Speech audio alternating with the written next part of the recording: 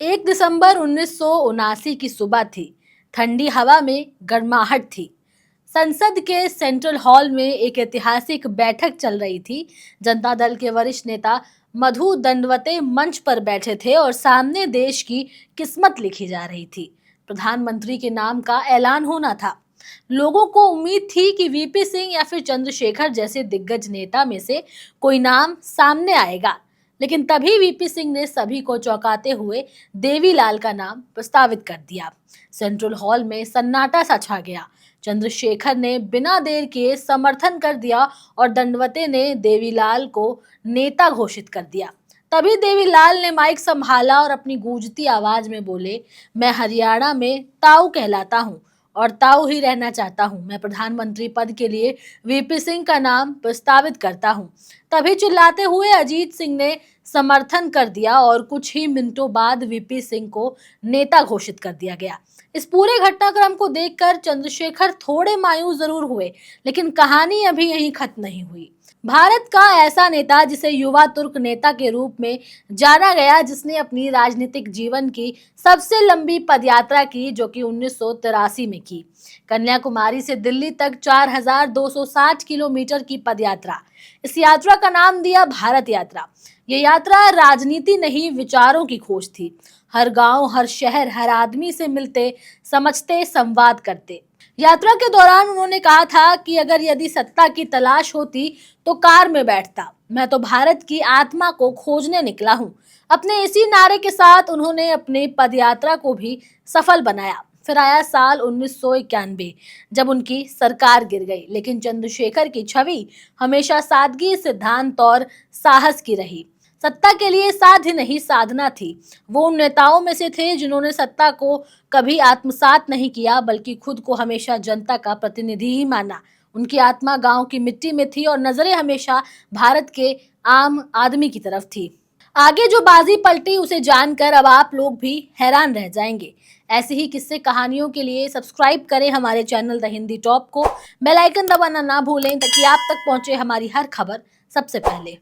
पूर्वांचल के ऐतिहासिक जिले बलिया के इब्राहिमपट्टी गांव में रहने वाले चंद्रशेखर ने इस घटना के बाद अपनी आत्मकथा लिखी, जिसका नाम था जिंदगी का कारवां। जिसमें उन्होंने लिखा था कि मुझे ये सरकार छल से बनी लगी, मुझे किसी भी कीमत पर इसका हिस्सा नहीं बनना था। फिर जैसे जैसे समय बीतता चला गया, वीपी सिंह की सरकार अल्पमत में आ गई। भाजपा ने राम मंदिर को लेकर के रथ यात्रा का ऐलान किया, जिसका नेतृत्व अडवाणी कर रहे थे। जैसे इस रथ यात्रा का ऐलान हुआ तो उसी वक्त बिहार के मुख्यमंत्री और जनता दल के नेता लालू यादव ने इस यात्रा को रोकने का ऐलान कर दिया।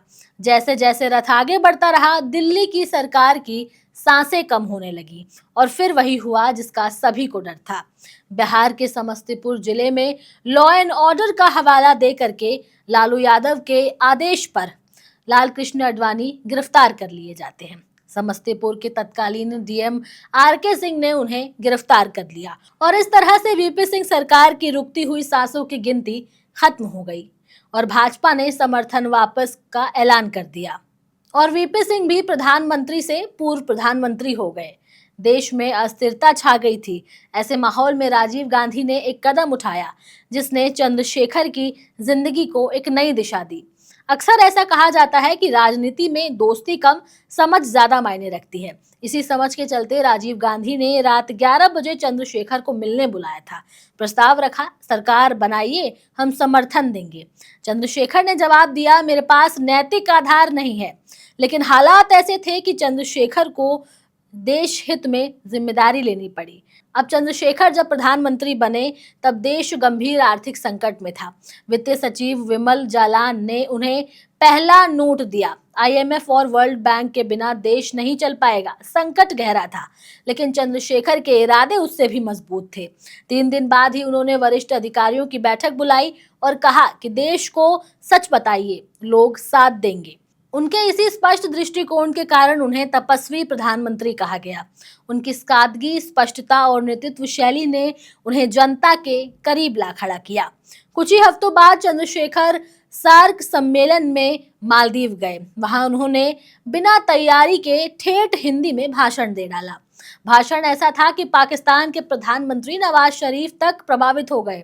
उनके सलाहकार रियाज खोखर ने बताया, उन्होंने कहा कि यह भाषण लिखा नहीं गया था, चंद्रशेखर ने एक्सटेम्पोर बोला था। ये जानने के बाद उनकी खूब वाहवाही हुई। इसी के साथ उनका एक और दिलचस्प किस्सा भी याद आता है, जब गुलमर्ग में स्वीडिश इंजीनियरों का आतंकवादियों ने अपहरण कर लिया था।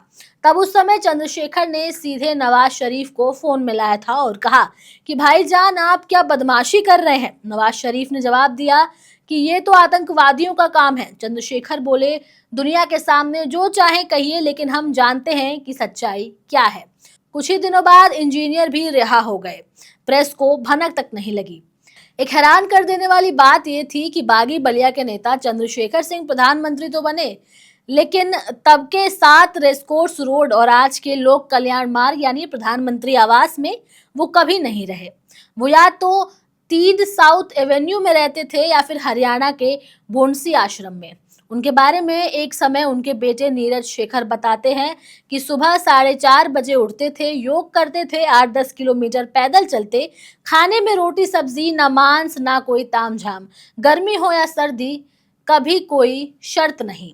बलिया जाते तो बिना एसी बिना कूलर के रहते और तपती गर्मी में भी वो अपने लोगों के बीच बातें करते और मुस्कुराते रहते थे। चंद्रशेखर के बारे में कई बार कई तरह के राजनेताओं ने अलग अलग विचार व्यक्त किए। एक जमाने में चंद्रशेखर के सूचना सलाहकार रहे और इस समय राज्यसभा के उपसभापति हरिवंश नारायण सिंह ने बीबीसी से बात करते हुए उनके बारे में जानकारी दी और बताया कि समय मिलता तो वो देश के सबसे प्रभावशाली प्रधानमंत्री होते। 4 महीने के कार्यकाल में अयोध्या विवाद, असम चुनाव, पंजाब समस्या, कश्मीर समस्या, सबके समाधान की तरफ उन्होंने कदम बढ़ाए और बहुत हद तक उन चीजों को आगे भी ले गए। साथ ही उन्होंने ये भी बताया कि चंद्रशेखर फैसला लेना जानते थे। 1991 की आर्थिक संकट देन था कांग्रेस और वीपी सिंह की सरकार। उस समय सिर्फ 3 हफ्ते की विदेशी मुद्रा भारत के पास रह गई थी। उन्होंने देश को इस संकट से निकालने के लिए तुरंत फैसला भी लिया था। चंद्रशेखर ने अपने छोटे से कार्यकाल में अयोध्या विवाद को सुलझाने की पूरी कोशिश की। बाद में उन्होंने लिखा भी कि अगर उन्हें 2 महीने का वक्त और मिल जाता तो बाबरी मस्जिद विवाद सुलझ गया होता।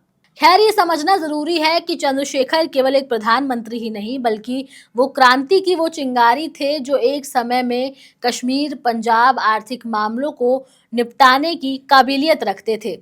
पूर्वांचल के लाल ने बहुत ही कम समय में देश को आर्थिक स्थिति से बाहर निकाला। इसलिए शायद आजकल के लोग खुद को पूर्वांचली बताने में भी गर्व महसूस करते हैं और आज के हमारे युवाओं को भी चंद्रशेखर सिंह से सीख लेनी चाहिए कि जीवन में कितने भी उतार चढ़ाव क्यों ना आ जाएं, लेकिन आप अपने लक्ष्य पर डटे रहें। चंद्रशेखर की कहानी राजनीति के उस दौर की कहानी है जब विचारधारा, संघर्ष और सेवा सबसे ऊपर थे। उनके जैसा नेता अब कहाँ, जो सादगी में जीते थे, पद से नहीं पद से पहचाने जाते थे। प्रधानमंत्री तो बहुत से हुए, लेकिन चंद्रशेखर जैसा तपस्वी शायद ही कोई और हो। उनकी जिंदगी हमें सिखाती है कि सच्ची लीडरशिप सत्ता से नहीं, सेवा से पैदा होती है। अब आप लोग अपनी राय इस पर हमें कमेंट सेक्शन में जरूर दें और ऐसे ही और किस्सों और कहानियों के लिए हमारे चैनल द हिंदी टॉप को सब्सक्राइब करें। हमें एक्स यानी ट्विटर, फेसबुक और इंस्टाग्राम पर भी फॉलो करें।